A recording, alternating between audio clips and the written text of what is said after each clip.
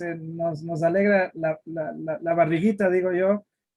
Tuve el placer de siempre descubrir el sushi gracias a Noé. Él no se acuerda, pero alguna vez cuando él trabajaba en un restaurante que ya no hay, no voy a hacer propaganda de ese restaurante porque ya no hay, obviamente, pero probé y dije, qué delicia esto. Y claro, me hablaron de hace muchos años de quien había hecho ese sabor tan rico y bueno, era Noé.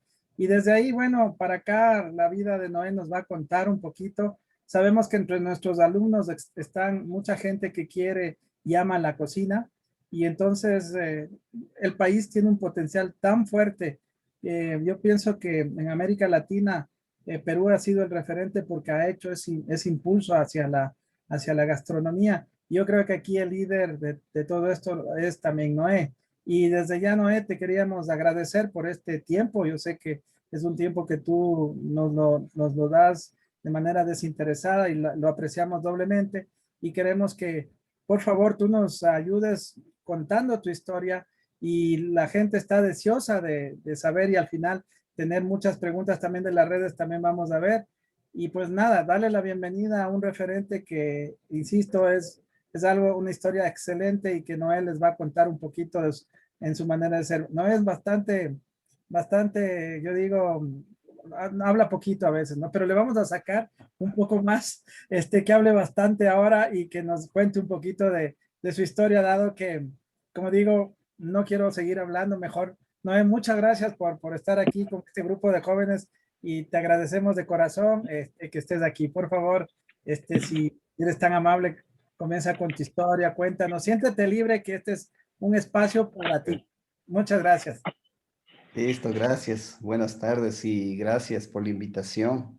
Para mí es un honor y una satisfacción compartir mis vivencias, mis historias. Pero antes que nada, quiero contarles mi origen, de dónde soy. Yo soy de la provincia de Loja. Nací en una familia humilde, pero muy trabajadora. Desde muy temprana edad siempre nos enseñaron el trabajo, la responsabilidad. Yo crecí en el campo, entonces ahí, normalmente en Loja, si es que tú no siembras en el invierno, no tienes que comer en el verano, porque son zonas áridas que solo con la lluvia puedes cultivar para proveerte para el verano. Y la misma naturaleza nos enseñó a entender esto, que si tú no trabajas, no tienes que comer nomás. Entonces, bueno, mi padre nunca fue a la escuela. Yo tuve por ahí, en esta área, el ir a la escuela era un privilegio. Y la escuelita donde yo estudié estaba a 2 horas de camino de ida y 2 de regreso. Entonces, para mí era emocionante ir a la escuela y, y aprender a leer, porque cuando me convertí y aprendí a leer, me convertí en los ojos de mi padre, porque con eso yo le acompañaba a comprar una receta, a coger un bus. Entonces, así fue. Somos 10 hermanos, de los cuales 7 trabajamos dentro de la compañía. Y como digo, en mi casa la mayoría éramos varones, somos varones, ¿no? Entonces, entonces teníamos que poner una semana de cocina para cada uno. Y es algo medio como ya que el destino te advierte. Y era al que menos le salía el arroz. A mí siempre me salía un arroz soposo y un arroz, como se dice, hecho bolas. Y yo por eso tenía problemas. Pero bueno, y así fue pasando el tiempo. En la escuela, pues, me, la profesora en el primer grado, en una escuelita muy humilde igual, eh, nos decía dónde queda Quito y dónde estamos nosotros. Y para nosotros, como éramos pequeños, decíamos, o sea, parecía que nosotros éramos peruanos, porque la escuela era más allá de la frontera. Entonces así fue, y ahí empezó mi sueño cuando la profesora decía, acá está Quito, y hablaba de Quito, que es la ciudad, Quito, Luz de América, que es la ciudad más hermosa de Latinoamérica. y que era la carita de Dios, una ciudad hermosa. Y así fue cuando en esa edad la profesora sembró ese sueño en mí y se quedó ahí madurando. Cuando ya pude salir de mi casa, entonces me vine a Quito. Entonces, a veces parece un poco chistoso y al mismo tiempo, claro, chistoso porque lo cuento ahora. Me vine desde Loja prácticamente en un bus parado, no hubieron asientos, no hubo un puesto. Llegué acá, muchacho provinciano, pierdo la maleta con todo, con documentos, con el dinerito que tenía ahí y me quedé en la calle, sin conocer la ciudad. Entonces el bus nos dejaba en la Loma Grande. Entonces yo de ahí pues cogí, salí, dije, siempre en las ciudades o en los pueblos, el centro hay una iglesia y esa era mi referencia. Así que ese fue mi hogar por casi 23 días. Entonces, y buscaba trabajo todos los días. Cada día cogía una calle y me iba, porque no me quería perder, porque no conocía nada. Así que pasé ahí en esa convivencia que a veces hasta uno ya se vuelve familiar, porque en ese entonces había una visera, los más grandecitos todavía nos hemos de acordar, y ahí vendían morochos, vendían canelazos, vendían de todo. Entonces ahí en ese calor de esos reverberos dormíamos. Claro, o sea, realmente eso era muy duro. Por ejemplo, en las madrugadas era donde al lado quedaba la 24 de mayo, ahí se reunían a tomar, a fumar, y habían unas peleas tenaces.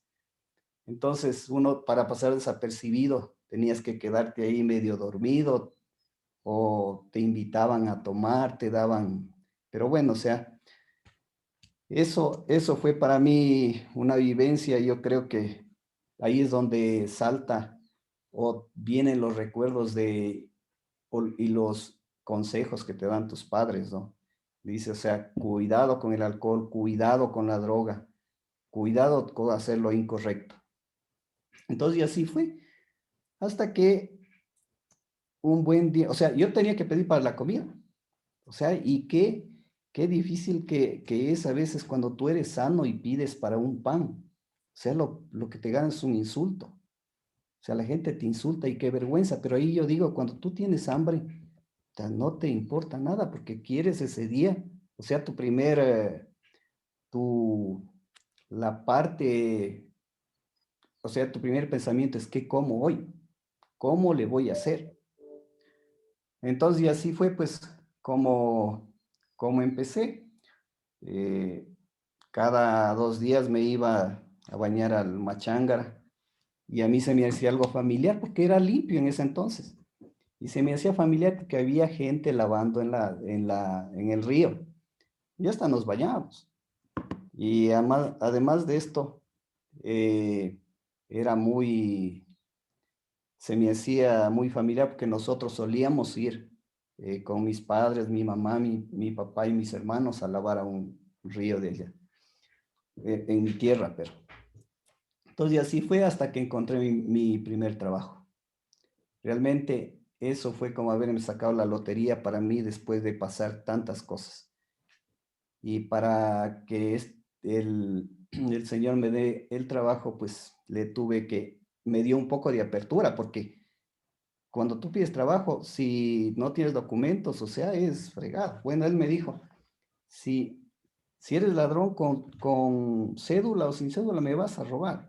Entonces, y esa era una gran verdad. Así que entré a trabajar, le pedí casi no me da porque me dice, ¿y dónde vives? Le digo, aquí a la vuelta en Santo Domingo. Y hasta que le dije la verdad, porque le digo, no tengo dónde vivir, me quedé en la calle. Y casi me dice, o sea, me dijo, no dices que no te puedo, todavía, ¿qué voy a coger una persona de la calle? O sea, no sé dónde vives, no sé nada de ti. Pero bueno, lo convencí y me quedé a dormir dentro del restaurante. Le pedí que me preste unas bancas y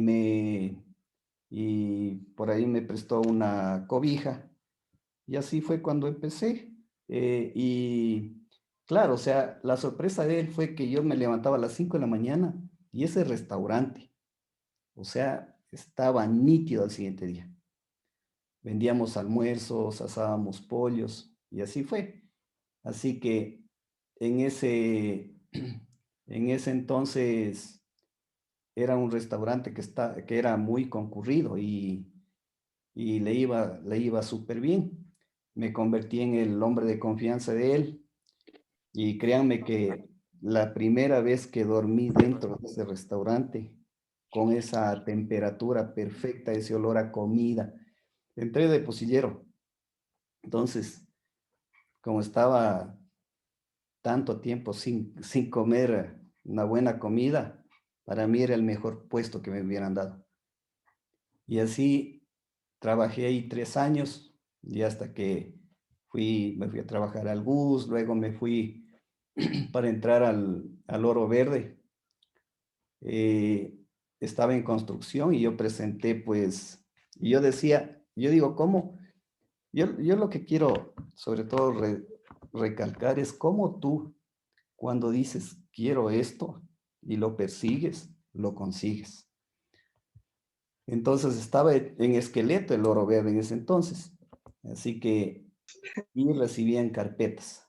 Pero para mí era prácticamente imposible porque yo no tenía experiencia en comida gourmet, en restaurantes de primera. Pero empecé a presentar carpetas, hasta que llegué a presentar 12 carpetas. A los 3 años me llaman. Y para el Tanoshi. Entonces, me dice, bueno, ¿qué experiencia tienes? Bueno, aquí no tenemos nadie experiencia en cocina japonesa, así que se va a abrir un restaurante y ahí para que vayas tú. Entonces, ya, así fue, pues nos mandaron al restaurante Tanoshi a aprender con los japoneses que no sabían nada de español. Para colmo, y había un traductor que vino de Osaka, de Japón, que, o sea, no podía traducir todas las inquietudes que nosotros teníamos. Entonces, a veces, y no había como las cámaras ahora que tomas fotos, haces un video, cómo es el proceso. Pero bueno, así fue, nos anotábamos las ideas y los procesos así imaginariamente. Y así fue cuando empecé. Y hasta que ahí me encontré pues con el sushi. Primero se abrió el teppanyaki, se abrió comida caliente. Luego o sea, nos dieron la oportunidad para enseñarnos el sushi.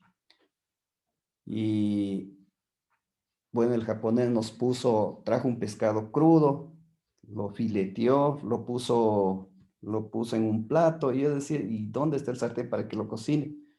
Nada. Lo puso en el plato, nos puso un poco de soya y dijo, a ver, coman. Y yo dije, tantas cosas que he pasado, un pedazo de pescado crudo no iba a hacer nada. Yo me comí y me gustó, o sea, realmente me gustó. Así que así empezó y me encontré con el sushi y de ahí pues aprendí el sushi tradicional japonés y cómo hice mi marca. O sea, eh, yo siempre a los clientes me gusta darles una atención personalizada. Por ejemplo, yo me sabía todos los nombres de los clientes, pero así, sin exagerar, entraba un cliente y yo sabía que le gustaba, si pagaba con tarjeta, averiguaba cómo se llamaba y al siguiente día o a la siguiente visita, yo siempre le saludaba por el nombre y sabía sus gustos. Entonces, y con ellos empecé a experimentar ahí, pese a lo que los japoneses son así, bien rígidos en ese sentido. Entonces le empecé a dar toques diferentes y la gente les gustaba. Y después corría peligro en mi cabeza porque después me buscaban a mí para que les dé lo mismo, por suerte. Y yo les decía qué día yo voy a estar, entonces para poderles preparar lo mismo. Y así fue. Entonces, fue como fuimos dándole ese sabor, de ahí fuimos a abrir el saque y eso digo para, por ejemplo, para abrirme y salirme ya del oro verde. A veces hay momentos en que tiene que trabajar, yo creo que tu intuición y lo que tú crees firmemente, lo que va a funcionar. Yo les consultaba a mis clientes, amigos, a mis compañeros, incluso a mi familia, y les decía, ¿qué les parece? Yo tenía un puesto bueno en el Tanoshi, yo era el segundo después del chef japonés. Entonces todos dicen, no, o sea, es que ¿a quién vas a vender? Si los clientes que comen sushi son contados, o sea, no puedes. Pero, o sea, tienes que creer en lo que tú crees que sí te va a funcionar. Entonces así fue como cuando abrimos el saque, ahí sí cogí, hice mi carta como yo quería, porque no tenía un japonés arriba que me estaba limitando en ese sentido. Pero y así fue, y ahí hasta que luego pues abrimos el Noé, igual eh, fuimos contracorriente porque a veces siempre hay dudas cuando uno se va a emprender. Y como digo, esa ha sido la parte más importante, creo yo, y modestia aparte, que me ha caracterizado, es escuchar al cliente, darle al cliente lo que el cliente quiere. Y sobre todo estar pendiente de qué es lo que las sugerencias que nos da un cliente, qué es lo que no le gusta, lo que sí le gusta. Entonces eso es muy importante y eso lo hemos puesto en práctica nosotros. Y así estamos. Hoy tenemos prácticamente 30 locales. Abrimos una línea de comida china. Créanme que gracias a Dios en esta pandemia no despedimos a ninguna persona. Todos nos mantuvimos. La gente, nuestro equipo de trabajo confía en nosotros. Tengo 2 socios espectaculares.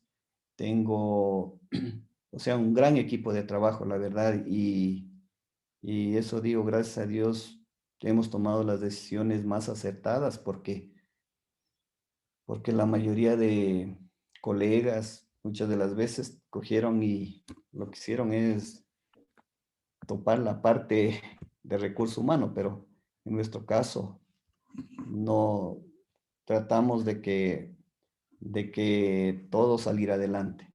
Y eso hemos salido y estamos hoy por hoy caminando y creciendo también. Así que eso, si tienen alguna pregunta, alguna duda, por favor. Aló, muy buenas tardes. Buenas tardes. ¿Cómo está? Buenas tardes. Muy buenas tardes. ¿Cómo está, Chef Noé? Mi nombre es Roberto de la Torre. Les saludo de acá, de la ciudad de Ibarra. ¿Cómo le va? Agradecerles por su experiencia que acaba de contarnos y a la misma vez admirar cómo ha salido usted adelante. Y ese es el sueño de cada persona que estamos involucrados en la gastronomía, salir adelante.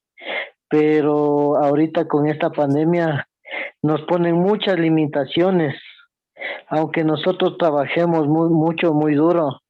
Esta pandemia nos está poniendo, digamos, a prueba, porque para realizar un sueño tenemos que endeudarnos y al momento que nos endeudamos para salir con un sueño como el que ha logrado usted, sí, es duro ahorita, porque pone, por ejemplo, este fin de semana mismo, como nos está pasando, vamos a estar libres solamente hasta el día viernes, del viernes, viernes de noche, sábado, domingo, y esto que nosotros nos estábamos moviendo un poquito para poder superar.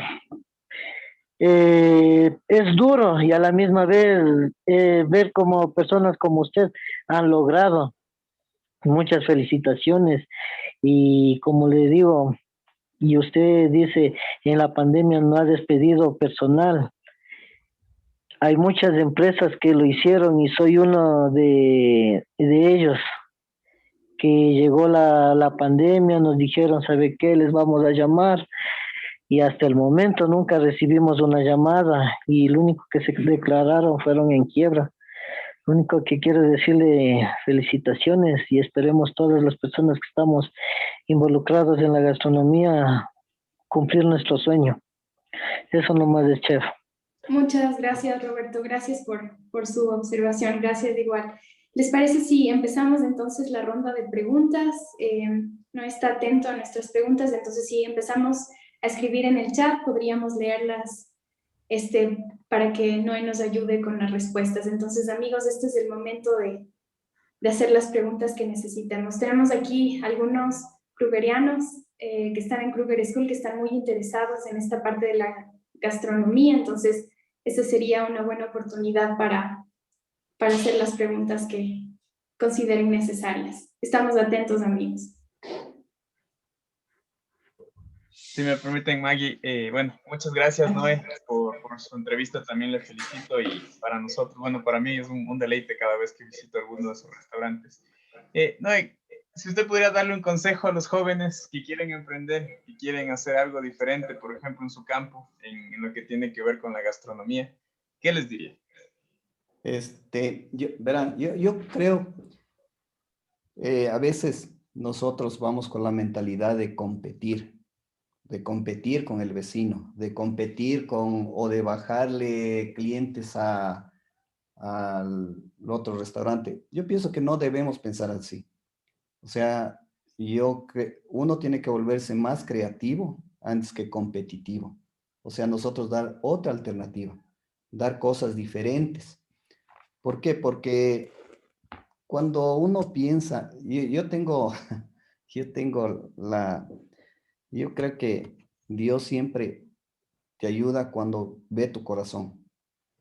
O sea, cuando sabes que lo que vas a hacer, quieres hacerlo para el bien de todos, para el resto, sin perjudicar a nadie. Entonces, yo creo que cada persona tenemos creatividad para hacer cosas diferentes. Somos únicos cada uno. Entonces, podemos hacer cosas diferentes. Y lo que hagamos, especialicémonos en lo que hagamos. Hagámoslo. Si es que yo hago un sushi, asegúrate que sea el mejor sushi. Y siempre estarte capacitando, porque siempre se aprende. Y la gente que te rodea, hay que trabajar en el ser con la gente. O sea, prepararle para que trabaje y haga un trabajo de calidad, con amor, con excelencia, porque es la única forma de poder salir adelante. Muchas gracias, Noé. Interesante. Tenemos Lorena Villagómez, dice, qué maravillosa historia, un ser humano admirable. Lorena pregunta, ¿qué pesa más al momento de cocinar según usted? ¿Los estudios, la pasión o la experiencia? Yo creo que todo es importante, pero, por ejemplo, en mi caso, yo no fui a la universidad. Yo, y les digo aquí en confianza, hasta mi colegiatura terminé, primero trabajé para terminar, pero la experiencia y las ganas de aprender, la capacitación constante, o sea, mi carrera la hice diferente. O sea, no estuve, digamos, en la aula de una universidad. Yo sé que es muy importante, pero sí creo que la experiencia en lo que es la cocina, en lo que es la gastronomía es muy importante.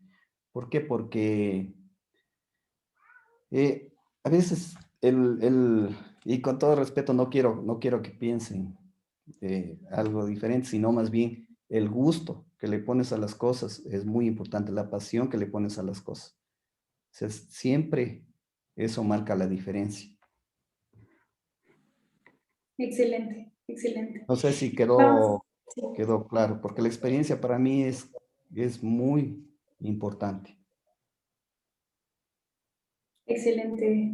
No, muy bien. Betty Castillo desde Tulcán nos saluda. Ella dice, Chef, ¿qué tan difícil o fácil fue ingresar al mercado gastronómico tradicional con un producto diferente y novedoso que en Ecuador no había?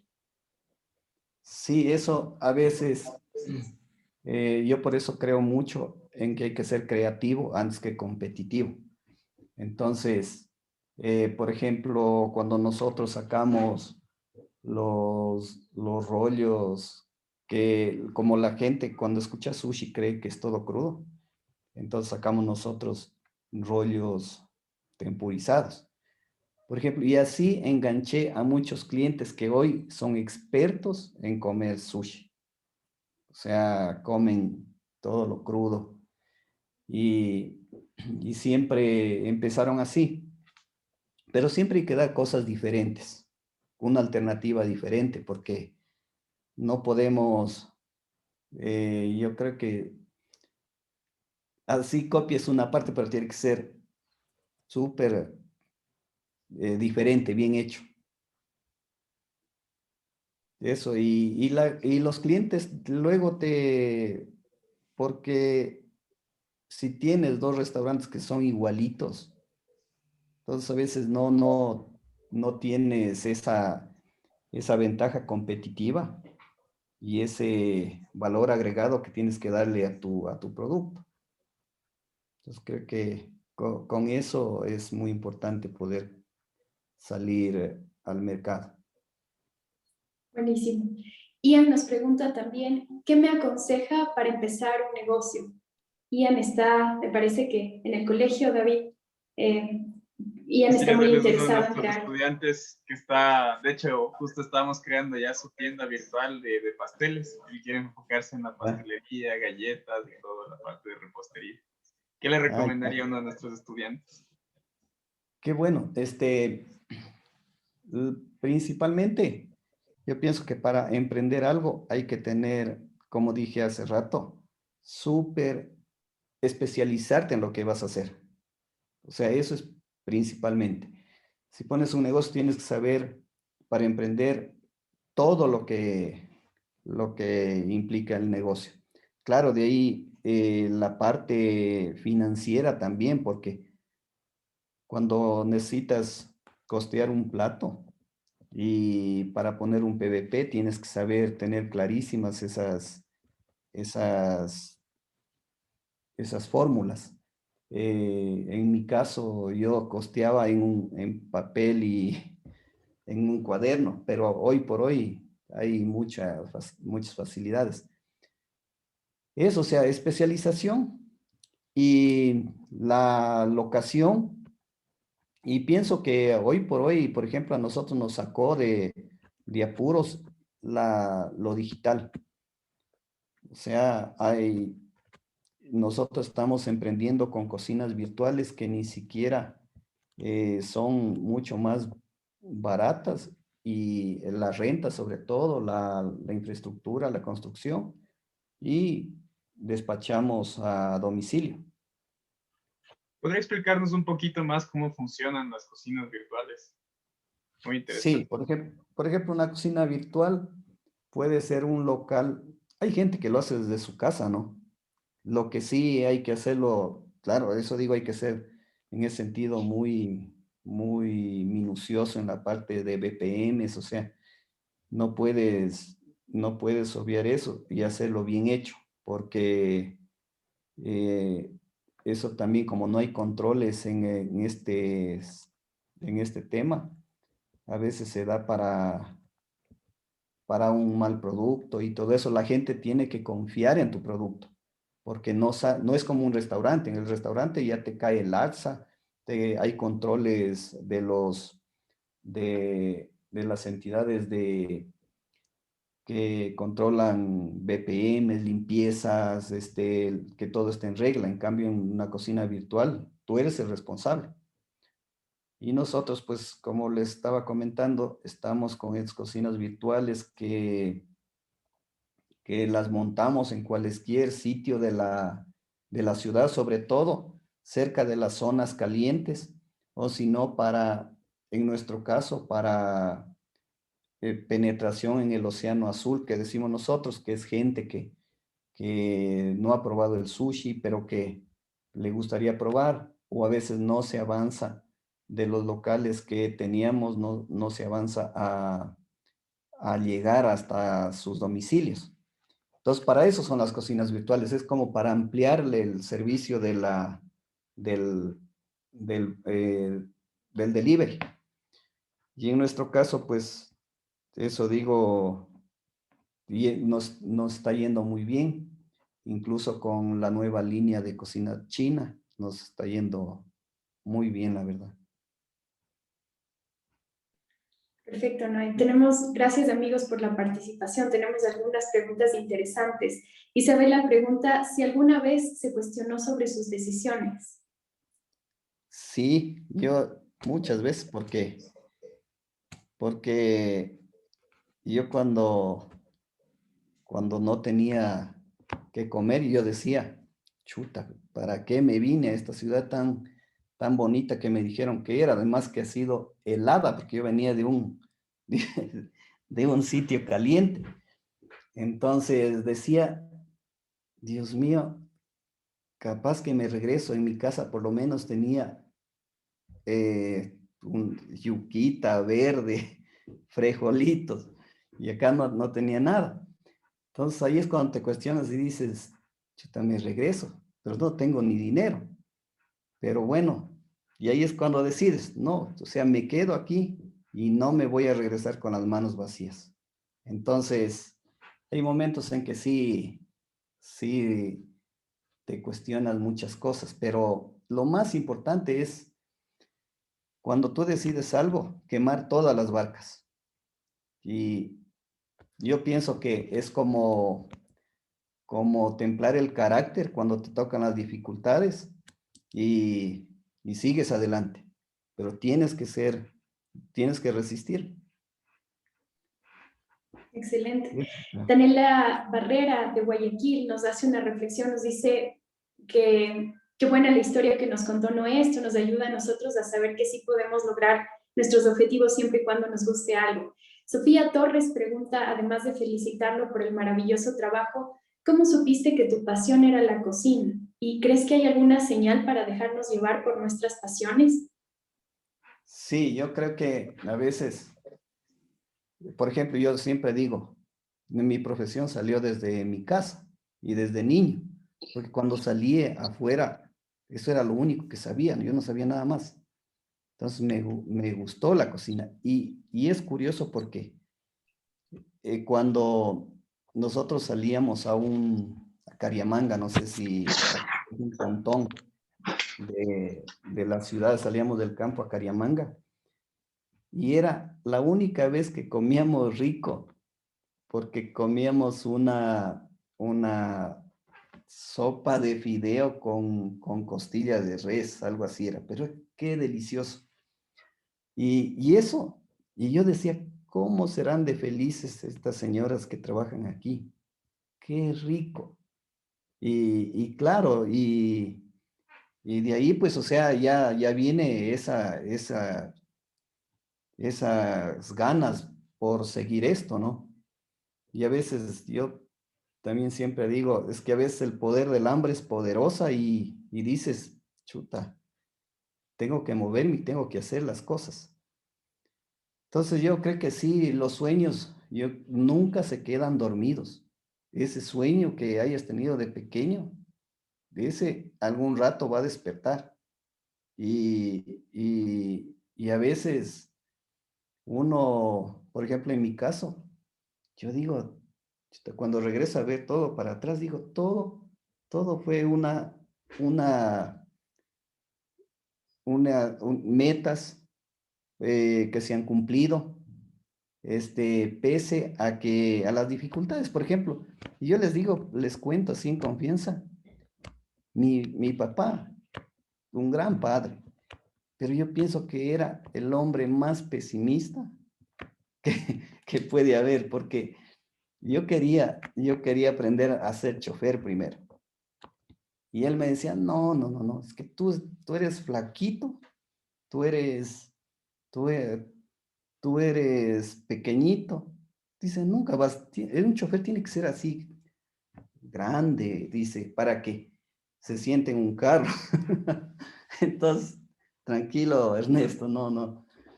Entonces digo, y así, o sea, casi él no me aprobaba. O sea, yo digo, hasta lo que fuimos a la escuela más fue por insistencia de mis tíos y de mi madre, porque por ahí, o sea, la vida es, yo pienso, nacer, trabajar, hacerse agricultor y cosechar, casarse, tener hijos y ya.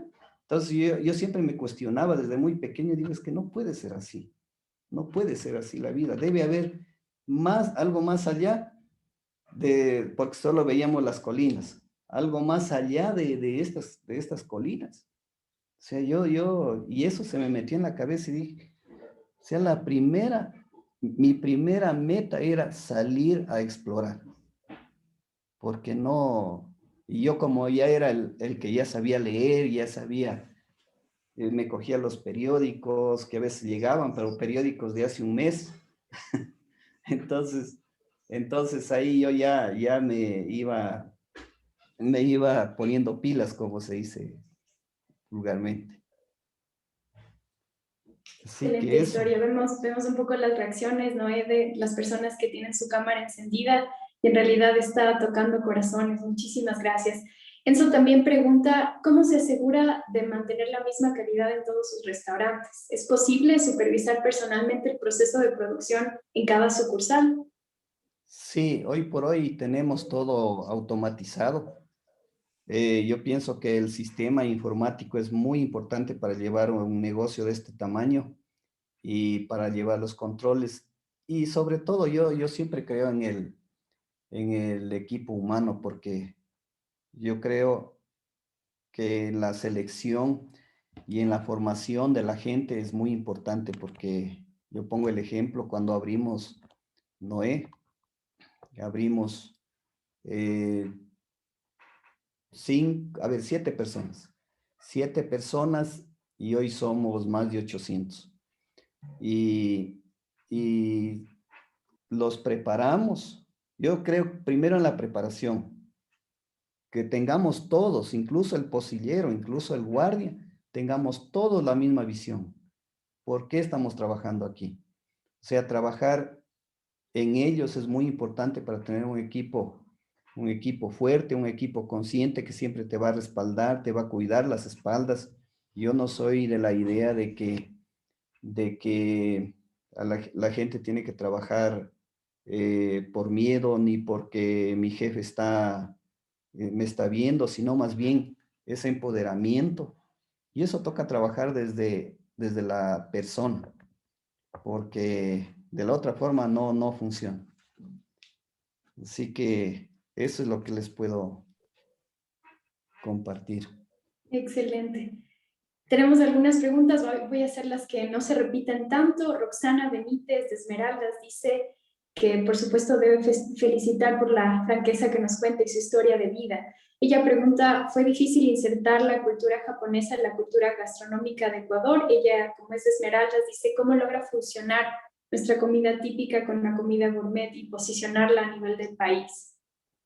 Sí, o sea, fácil no fue.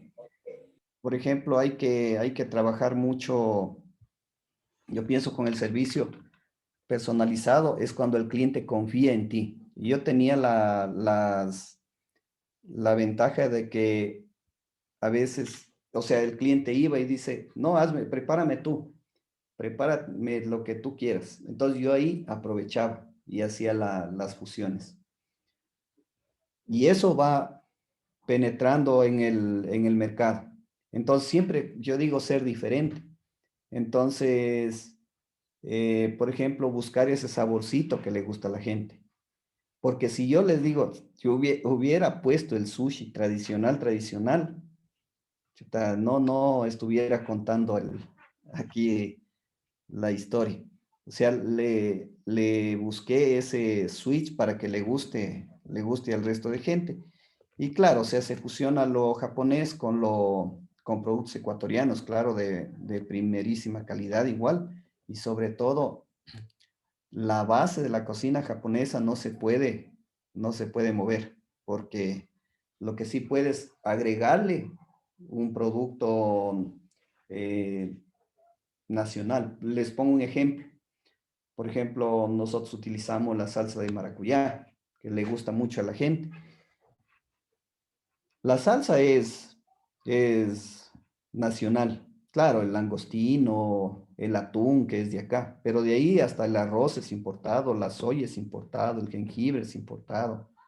O sea, el 80% de nuestra materia prima es importado y hoy por hoy, pues, se importa ya en grandes volúmenes y tenemos también ese músculo para mejorar los costos. Es con respecto a la introducción de la comida. Excelente, Noé. Nada. Y finalmente tenemos unas preguntas interesantes. Dice, ¿cuál es el secreto para preparar platos ricos? ¿Y cómo se inspira para hacer esos platos?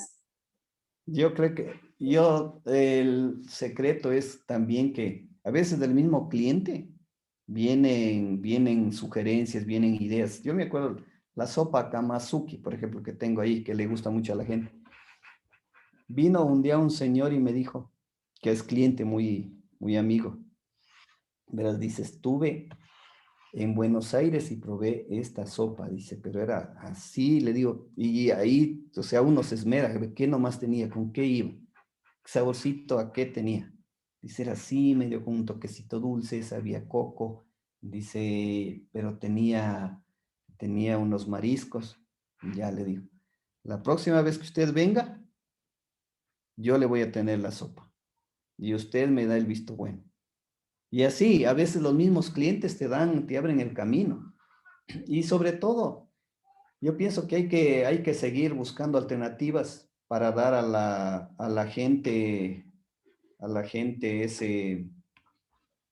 esa diferenciación de tu menú. Y en nuestro caso, siempre los clientes están a la expectativa cuando sacan las nuevas sugerencias, cuando sacan los nuevos rollos. Entonces, nosotros ya tenemos esa tradición y los clientes nos conocen por esto. Y claro, o sea, la inspiración es el trabajo arduo. A veces para sacar un plato nos toca probarlo unas 10 veces. Y además de eso, yo hago degustaciones con los clientes a ver si le gusta.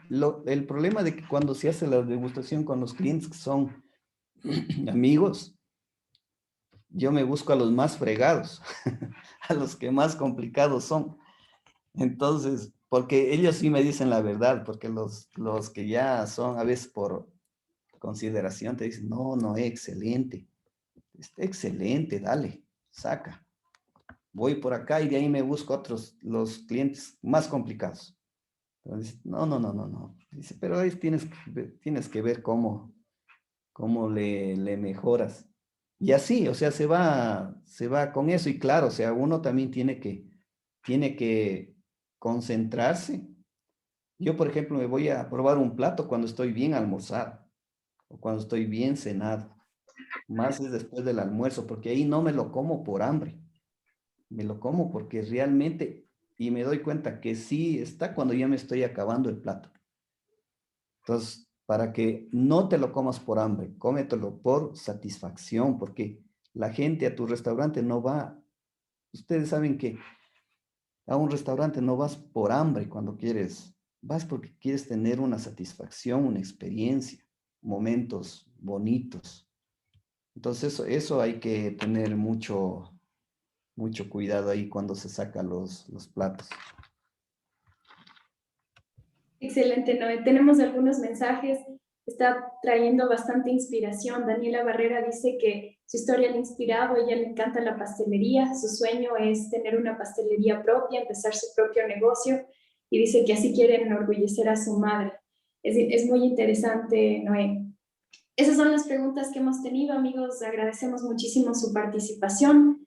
Chef Noé, también un agradecimiento especial por la sinceridad, por la historia de su vida que nos ha inspirado muchísimos a seguir adelante con nuestros sueños. Ernesto, le dejo a usted para que termine. Noé, muchísimas gracias, la verdad estamos muy contentos de escuchar una historia genuina, ¿no? De esas desde tus comienzos con hambre hasta lo que tú estás viviendo. Y la verdad, yo te quiero agradecer porque ese es el tipo de gente que queremos siempre invitar a nuestros espacios para que la gente aprenda, a que se estimule, se inspire. Queremos cambiar la educación tomando ejemplos, porque hay dos maneras de aprender, por la experiencia de uno o por la experiencia de otros. Y la segunda es inspiración, es lo que buscamos. Muchísimas gracias, Noé, de corazón, te quedamos muy agradecidos y pues esto va a estar en las redes y creo que va a seguir sirviendo a más gente y bueno, mucha gente que está en las redes también se ha conectado y realmente eres un referente y te agradecemos por ese apoyo a estos jóvenes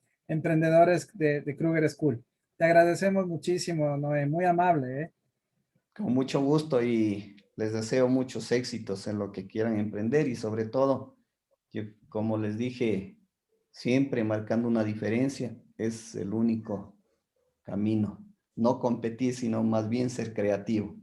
Excelente, ese es el mensaje que nos llevamos y la primera meta para todos es salir a explorar. Es un dicho que me encantó porque creo que tú veías colinas, yo también veía el Longwy y decía, debe haber algo más allá del Longwy, digo, y el Longwy es este monte al sur de Quito que digo, siempre hay algo y ahí siempre hay cómo escalar y eso es lo bonito y todos aquí estos jóvenes están deseosos de siempre aprender historias con naturaleza. Nuevamente, Noé, muchísimas gracias por tu tiempo y pues por inspirar nuevamente a todos, muchas gracias y una buena tarde a todos.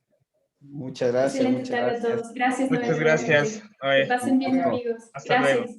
Una Hasta buena luego. tarde.